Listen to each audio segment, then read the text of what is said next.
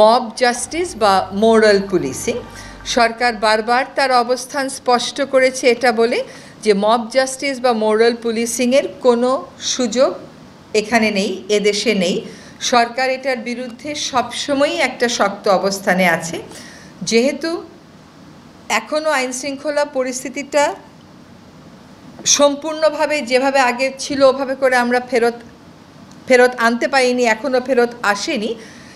সেক্ষেত্রে আমরা দেখতে পাচ্ছি যে কোনো জায়গায় এরকম মব জাস্টিস এবং মোরাল পুলিশিংয়ের ঘটনা ঘটছে। সরকারের অবস্থান একেবারে স্পষ্ট, এরকম মব জাস্টিস কিংবা মোরাল পুলিশিংয়ের কোনো সুযোগ নেই। মোহাম্মদপুরের একটি ঘটনা নিয়ে অনেক কথাবার্তা হয়েছে। এটার ব্যাপারে আজকে আমরা জেনেছি যে আসলে উভয় পক্ষই পুলিশের সামনে একটি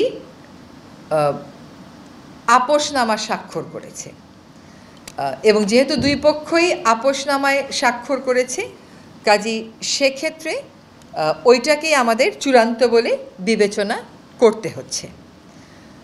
কোনোভাবেই নারীর প্রতি সহিংসতা, কোনোভাবেই এই জাতীয় আচরণ সরকার সমর্থন করে না। এটা আমরা আগেও আপনাদের কাছে স্পষ্ট করেছি, আজকেও আপনাদের কাছে ওই ঘটনার প্রেক্ষিতে আবারও আমাদের বার্তা আপনাদের মাধ্যমে সকলের কাছে পৌঁছে দিচ্ছি।